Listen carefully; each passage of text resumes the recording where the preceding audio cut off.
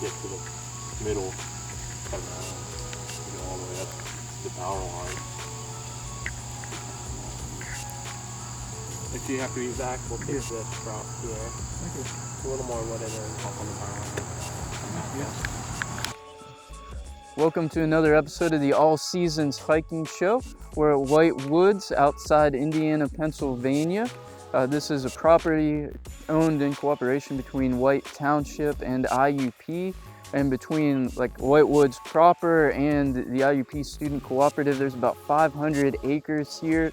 They have a nice pond that we're checking out today. Also some hiking trails that we're checking out. So looking forward to seeing a lot of cool stuff here, and it's right outside Indiana, right outside the IUP campus. Easy place for students, people that live in town to get to and get out in nature for a little bit. Yeah, I actually learned about this path in the GPS class.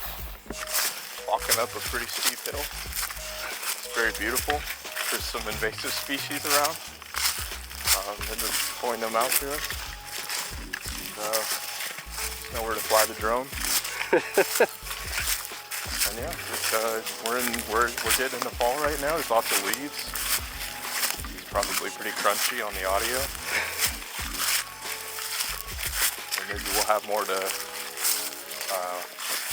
stay tuned, and maybe we'll catch back up with you later on in the hike. I can't believe you dragged him in there.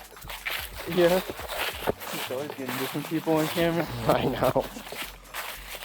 I mean, he dragged me into that turnpike, or the abandoned turnpike, a few years ago. So we're out here about a quarter of a mile in. Some nice woods here, a lot of barberry, a lot of invasive we've seen so far, but still fairly open forest on undergrowth here. So pretty cool, pretty nice. You can see around pretty well here. We got a couple of different trails here. The Stevenson Trail goes kind of down a little bit, and then we're actually going to continue up this trail and eventually hit the Fleming Trail. The trails aren't marked or labeled super well here, but they're worn in plenty well that you can continue to follow and see where you're going. And so far, a nice time to be out.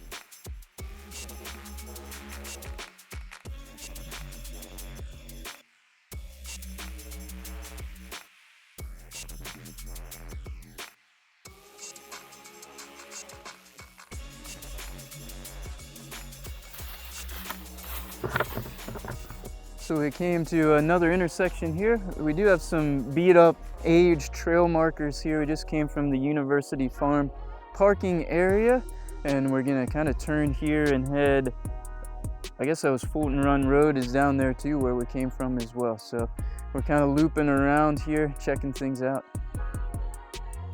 It's interesting, you have like the barberry coming up to the top of the ridge, and then it like stops and you have this little bit of fern, and then just open woods after that. Look at with all these little berries. With all these little berries, birds and anything that would eat them, spread them all over the place.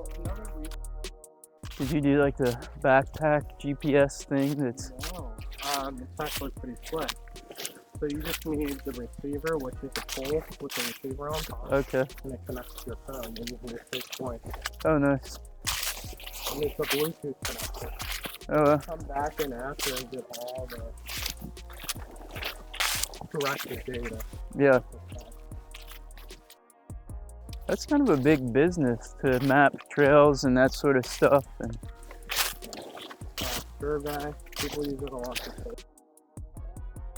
do they do a lot of coal mining in this area? Outside of Indiana. This hill, yes. But if you pull up coal maps, there's nothing under Indiana. It's all around it. Probably why the college is there. Yeah. Well, the college is there because it's a our mascot's Norm. Yeah. And a Norm school is for teachers.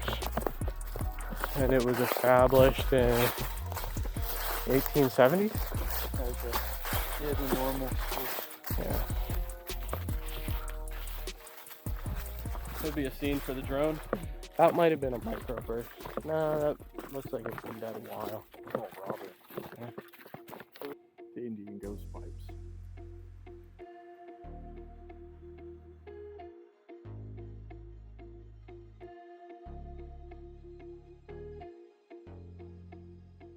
So like a lot of colleges and high schools got their land because it was kind of worthless land that nobody wanted for anything else, and so they put the schools there.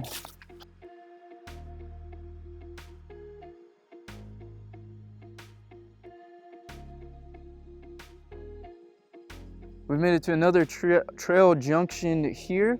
If we go to the right here, we'll be going to University Farm, where we came from. If we go to the left, we'll be going to University Lodge, which I'm told would take us down by some old ski slopes, kind of right outside town.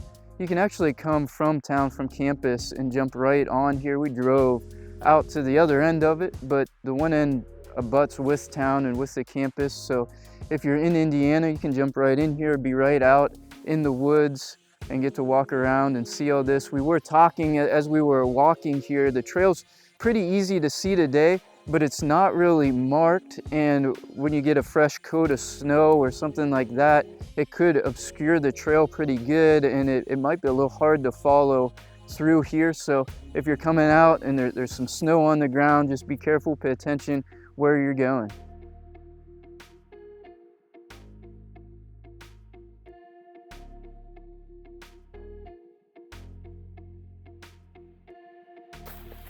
Very good.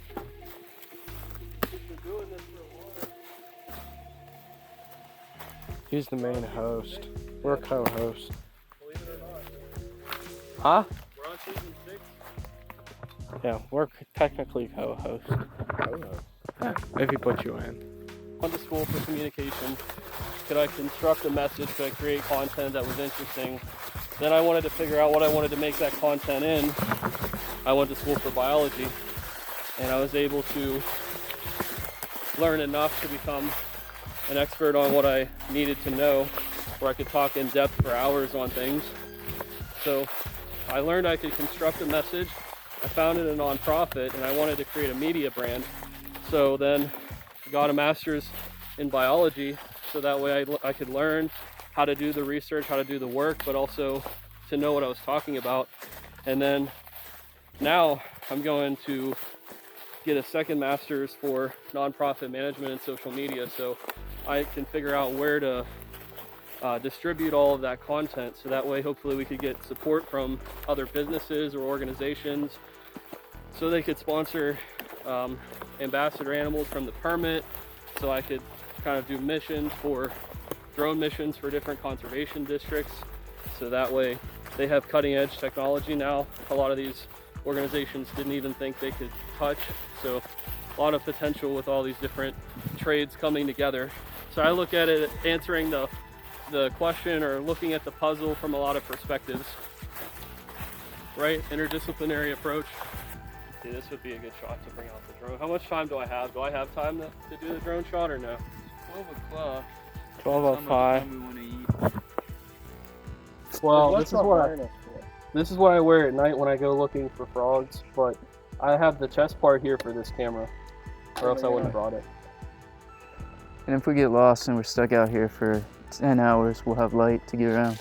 Yeah, I have infrared binoculars for this. That's coming handy. Yeah. They filmed it 4K. Well, they're regular binoculars too. I mean, we only have like 8 hours till. What's that, Ben? We only have like 8 hours till sunset, so.